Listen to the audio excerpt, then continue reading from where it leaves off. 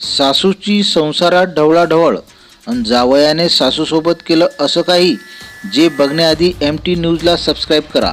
4 दिवसापूर्वी एका महिलेच्या मृतदेहाचे तुकडे पोलिसांना कर्नाटकमधल्या विविध ठिकाणी आढळून आले होते. या प्रकरणात पोलिसांनी सदर महिलेच्या जावयासह तिघांना अटक केली आहे. या महिलेचा जावई पेशाने दंतचिकित्सक आहे. ज्या महिलेच्या मृतदेहाचे 19 तुकडे सापडले त्या महिलेचं नाव लक्ष्मी देवी होतं, अशी माहिती पोलिसांनी दिली आहे. कर्नाटकातल्या तुमाकुरू जिल्ह्यात पोलिसांनी तिघांना अटक केली. डॉक्टर रामचंद्रय्या, सतीश KN, किरण K अशा तिघांना या हत्या प्रकरणात अटक करण्यात आली आहे. रामचंद्रय्याचा विवाह लक्ष्मीदेवी यांची मुलगी तेजस्वीसह झाला, मात्र हा त्याचा दुसरा विवाह होता.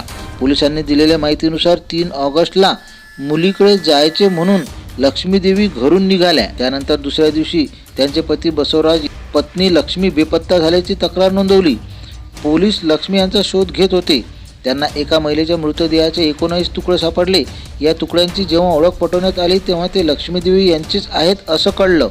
मृतदेहाचे तुकडे पिशव्यामध्ये फेकण्यात आले होते.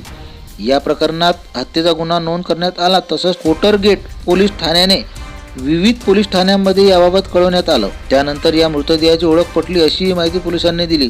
पोलिसांनी दिलेल्या माहितीनुसार या मृतदेहाच्या तुकड्यांची विल्हेवाट लावण्यासाठी मारुती सुझुकी ब्रिझा या कारचा वापर करण्यात आला होता.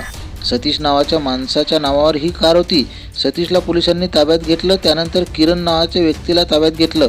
या दोघांची चौकशी केल्यावर रामचंद्र याचा या हत्येतला सहभाग पोलिसांना समजला. रामचंद्रय्या तेव्हा धर्मशाला या ठिकाणी गेला होता. तसंच तो चौकशीसाठी बोलवून आला नाही. त्यावेळी पोलिसांचा संशय बळावला. यानंतर पोलिसांनी जेव्हा खाक्या दाखवल्या तेव्हा रामचंद्र याने गुन्हा कबूल केला. लक्ष्मी देवी मुलीला सल्ले देत होत्या, त्यामुळे संसारात अडचणी येत होत्या आणि वाद वाढत होते, म्हणून त्यांना ठार केलं असा जबाब रामचंद्र याने दिला. ज्यानंतर त्याला आणि इतर दोघांना पोलिसांनी अटक केली.